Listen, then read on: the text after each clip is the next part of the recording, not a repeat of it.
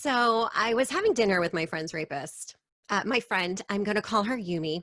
She asked me to tell this story. Actually, she wanted me to do a stand up comedy routine about it.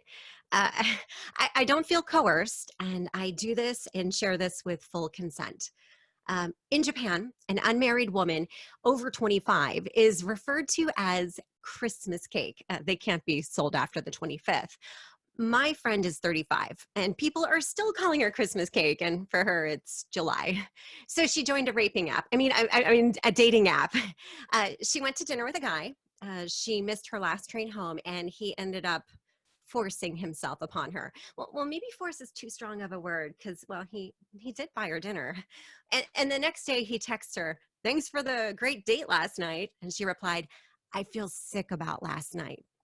And he texts back, "Get well soon." Get well soon? Get well soon? Huh? Okay, and so she tells her sister-in-law, and her sister-in-law says, dakedo, but of course it's not what you want. But this happens to all women in their 20s. You're so lucky it's just starting in your 30s." And she told another friend who said, dakedo, you had a nice dinner, right? Well, then ask him out for another date. And another friend agreed. Now, it's common in Japanese culture to get these reactions. Yet I know it happens all the time, all around the world. And that's just what men do. You had a nice dinner. It's like when I buy my agent's kids fundraising chocolate bars. They get to take a school trip, and I expect my agent to book me a gig. It's all quid pro quo. And she shudders as she tells me, "I kept telling him to stop and pushing him off of me until I froze, but he didn't notice." Well, maybe pixelation in Japanese porn blurs the lines a little too much. Oh my God, it's so confusing. What's happening? Is she consenting or not? And listening to her, my body shivers and I have goosebumps even right now, hearing the account. And no, no, no. I know I could sound flippant, but what happened to Yumi infuriated me. And when stand-up comedians get mad, we tell jokes. But when Yumi told me she'd been raped, I sprung into action. Like, okay, all right, do you want a morning after pill? A rape kit. Okay, it happened on Friday night. It's Sunday, 72 hours. That gives us 6 hours to get a rape kit. Okay, so here we are. We're frantically searching Google. And we actually found a gynecologist open on a Sunday night. So here we are. The doctor, the victim, and I are sitting in a room when she starts getting emotional. Not the victim, but the doctor, yelling at her and refusing to do a rape kit. And the gynecologist says, "Well, I didn't see the rape." I'm like, "Well, you didn't see that lady getting banged by her husband, but you see that she's pregnant." And maybe the doctor learned about anatomy with pixelated videos too. Like maybe she just got lost down there. But see, this is when I get triggered. You see, I wished someone had stood up for me. It was just a year before that I experienced obstetric violence and lack of informed consent from my own OBGYN. And now I can't have children. I will not let my friend sit alone in this. Now, as an immigrant living in Japan for 24 years, I know that I cannot beg. I cannot be emotional. I have to be the collected voice of reason.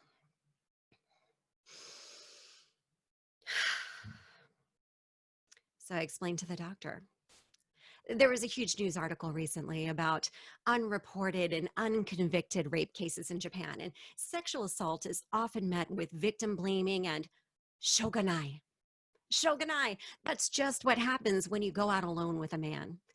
So please call the police, ask them to come, and let's start the rape kit now with their authority.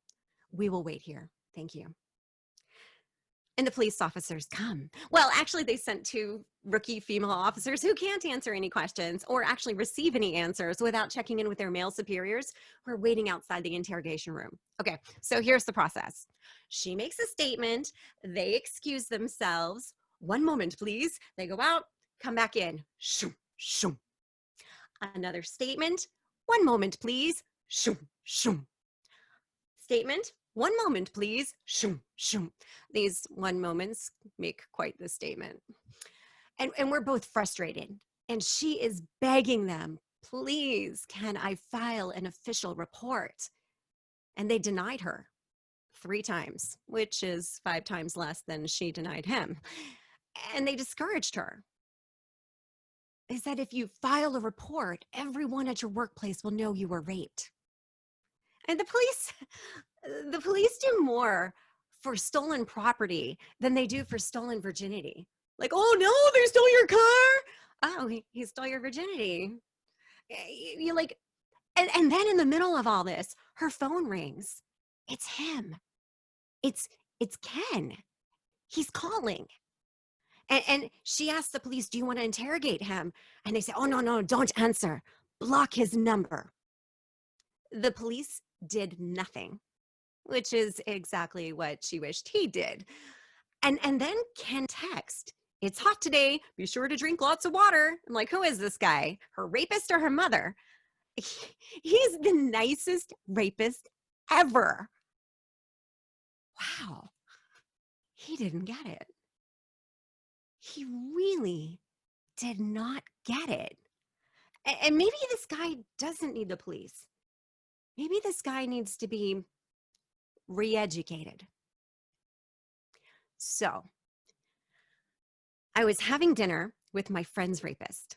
Well, okay, the plan was me, my husband Yuji, who, by the way, can handle himself, would meet up with Ken on a double date for his re-education at the busiest place we could think of, Shake Shack in Tokyo.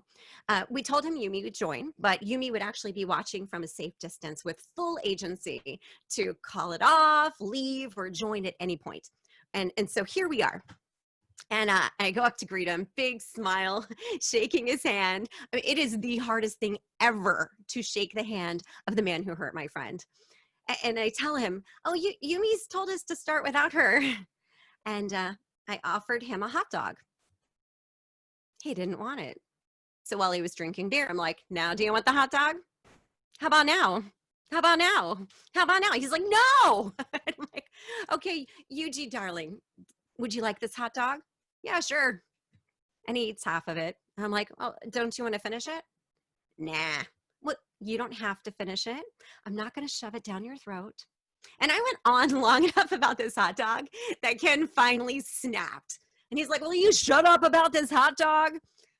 Well, it's funny that you mentioned that. Me asking if you want a hot dog and not assuming that is consent. Can we talk about consent versus non-consent? I didn't want to use the word rape because if I did, I knew he'd run. And he tells me, well, this is uncomfortable. Who has conversations like this? Well, not me. I mean, this is my first time, but it's also my first time to sit across the table from a man who hurt my friend. And I don't think you're a bad person. I think you did a bad thing because, well, maybe nobody talks about these things. We all know how a baby's made, but no one taught us how to put one there consensually. And he asks, are you saying I raped her? I get it. It can be really confusing, especially in a culture where no sometimes means I'm playing coy or try harder. Therefore, you gotta be sure to get the yes. And there are 3 points to consent. 1, ask with clear, explicit communication. 2, receive an answer. Yes is yes, no is no, and okay is submission. That's non-consent. And 3, respect that answer. And we discussed this for a while when he says, I have a master's and a PhD and no one ever taught us this. Yeah, typical of a PhD to wonder why consent isn't outlined in a textbook. And so I asked him, so what are you going to do? Have clear communication. I want to apologize. Well, you can't call or text her again, but I can ring her. And she had left. She just couldn't watch. She was 5 minutes away at the next station. But now Now she has some things that she wants to say. And so I ask him, would you like to wait 5 minutes? Yes. She returns and she sits down across from him and she's next to me. And she tells him what she needed to say and how she feels. He listens. He really listens. And he doesn't butt in to defend himself. And when she's done, he says, I am so sorry I didn't ask for consent. I am so sorry I made you feel this way. And I promise I will never do this again to anyone else.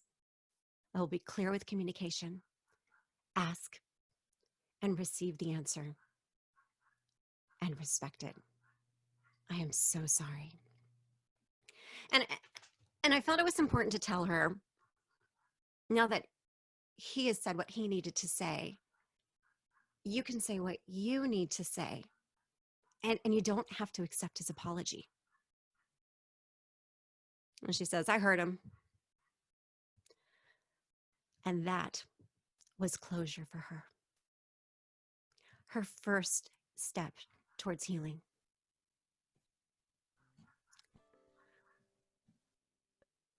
I wasn't 100% sure we actually got through to him. But 2 days later, she got one final text. And he says, you don't need to reply. And he sent a formal apology stating he would ensure to get consent in the future. It doesn't make me want to like him or be his friend on Facebook, but it does give me hope.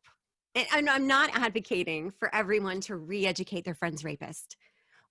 But if we all stand with our friends, listen, and are present with them, whatever it is they're experiencing, that is the beginning of change. I did this for Yumi. I wished someone had done this for me. And I wished everyone understood the difference between consent and non-consent. Because now there's one more rapist in that man's head and one less rapist in the real world. Thank you.